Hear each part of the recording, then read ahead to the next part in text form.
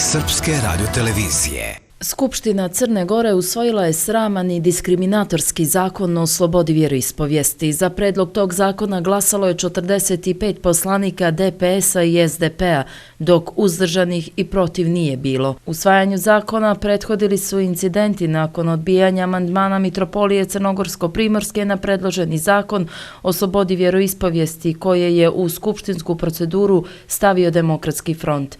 Nakon incidenta su uhapšene 22 osobe, 18 poslanika DF-a i još 4 osobe.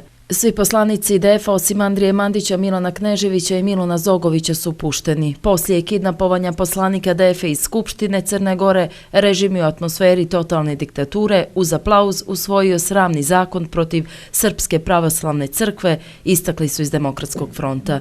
Mitropolija Crnogorsko-Primorska saopštila je da svu odgovornost za posljedice donošenja zakona o slobodi vjeroispovijesti snose direktno poslanici koji su glasali za njegovo usvajanje.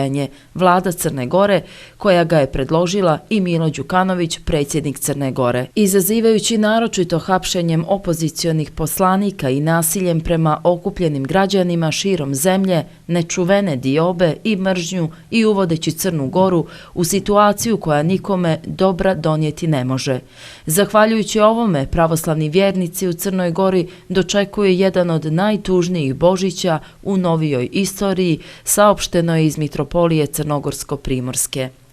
Predsjednik Srpskog nacionalnog savjeta dr. Momčilo Vuksanović pozvao je sve narodne skupštine koje su potpisale obavezujuću deklaraciju o neprihvatanju jednostrano predloženog zakona o slobodi vjeroispovijesti 15. decembra da budu dosljedni i ispune obavezu iz potpisane deklaracije. To znači da čuvamo sve naše svetinje na način da ostanu onamo kako su ih naši preci ostavili nama u amanete i kako mi našim potomcima treba da ih ostavimo, istakao je Vuksanović.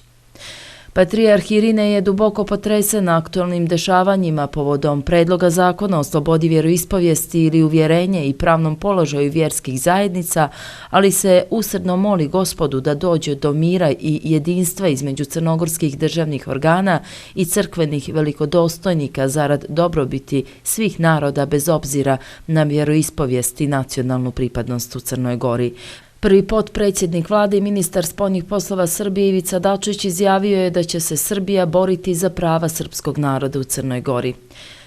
Predsjednik Skupštinskog odbora za Kosovo i Metohiju Milovan Drecun rekao je da ono što režim Mila Đukanovića radi je nastavak politike koja svađa građane Crne Gore i dijeli po vjerskom i nacionalnom osnovu.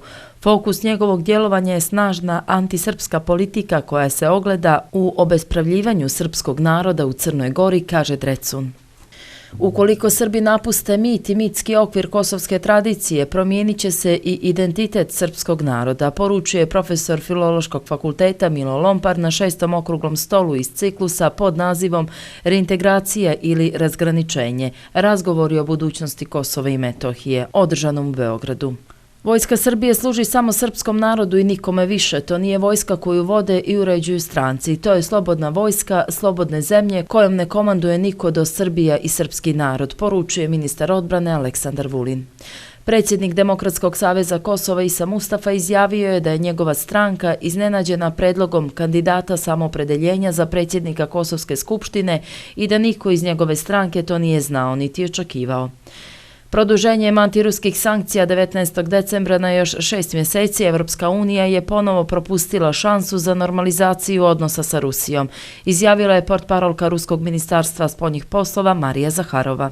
Američki predsjednik Donald Trump pozvao je Moskvu, Damask i Teheran da obustave pokolj civila u provinciji Idlib na sjeverozapadu Sirije, gdje su sirijske snage od polovine decembra pojačale napade iz vazduha. Vrijeme u Crnoj Gori malo do umjereno oblačno sa sunčanim intervalima. Vjetar slab do umjeren, tokom noći pojačan, sjevernih smjerova. Najviša dnevna temperatura vazduha do 14 stepeni.